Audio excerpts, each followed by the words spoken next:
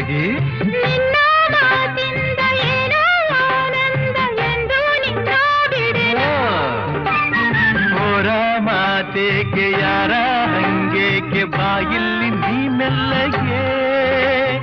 ಯಾರೂ ಇಲ್ಲಿಲ್ಲ ನಾವೇ ಇಲ್ಲೆಲ್ಲ ಬೇಗ ಬಾಬಾ ಬಳಿಗೆ. ಸೋತೆ ನಾನೀಗ ಏನೋ ಆವೇಗ ಇನ್ನು ನಾ ತಾಳೆನು.